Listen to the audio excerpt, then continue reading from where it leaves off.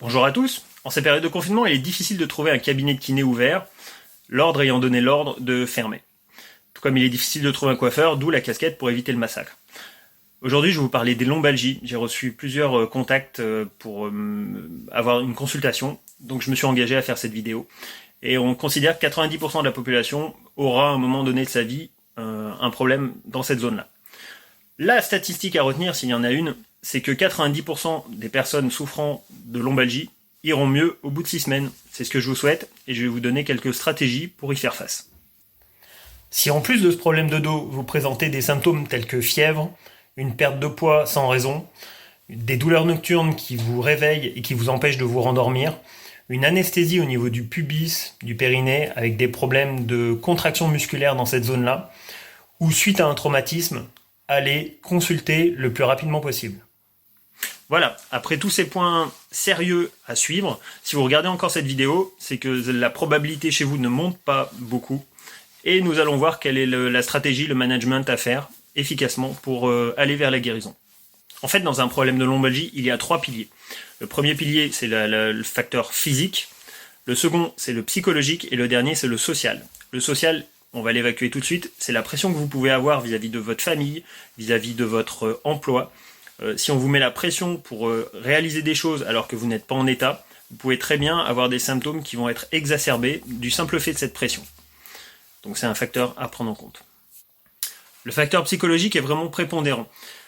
Il va dépendre des idées reçues que vous avez sur votre pathologie et sur le catastrophisme que vous pouvez en faire. Comme je vous disais, 90% des personnes vont mieux au bout de 6 semaines, donc pourquoi pas vous? Et la meilleure façon de pouvoir suivre votre évolution, c'est de prendre des points de repère initiaux en se disant ça je peux le faire, ça je peux le faire, ça je peux pas le faire, ça je peux pas le faire. Et petit à petit, essayez de voir ce qui est possible et qui devient plus facile au fur et à mesure des jours. Cette stratégie-là va vous permettre de reprendre confiance en vous, de vous rendre compte que vos tissus rebondissent et viennent aider la guérison. Une petite remarque sur le facteur psychologique, plus vous allez faire d'imagerie, plus vous allez avoir d'informations qui vont avoir tendance à vous faire stresser et donc à hypothéquer votre guérison. Comme le recommande l'HAS, la Haute Autorité de Santé, allez sur leur site, au niveau, vous tapez HAS et lombalgie dans Google, vous allez tomber directement dessus. L'imagerie n'est à préconiser qu'après plusieurs mois de stagnation, ou alors en cas de grave comme on a pu voir au tout début. Il nous reste à aborder le pilier physique. Comme vous le savez, les recommandations de la Sécurité sociale vous demandent de bouger pour aller mieux. Globalement, c'est vrai. Cependant, essayez d'identifier des mouvements qui vous posent problème, comme lever une jambe, tenir en équilibre sur une jambe, se lever d'un banc, d'un fauteuil. Ainsi, ces points-là, vous les réévaluerez après l'activité physique. Et ces points doivent au minimum être aussi bien, et voire même mieux. Et dans ce cas-là, vous aurez identifié une activité physique qui vous fait du bien.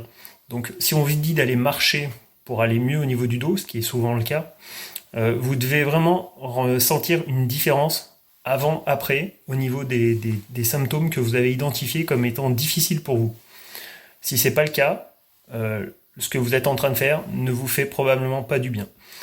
Et ne vous interdisez rien, tordez le cou aux idées reçues. Si vous avez envie d'aller nager, si vous avez envie de faire du vélo, tentez. Prenez ces points de repère-là, et la vérité que vous allez identifier, c'est une vérité qui est absolue, parce que c'est la vôtre. Voilà, merci de m'avoir écouté. N'hésitez pas à partager cette vidéo. Juste pour terminer, quelques images de ce qu'il est possible de faire avec le dos. Merci à ma fille. Et encore une fois, c'est avec beaucoup de plaisir que je partage la vision que j'ai de la lombalgie avec vous. Merci, à bientôt.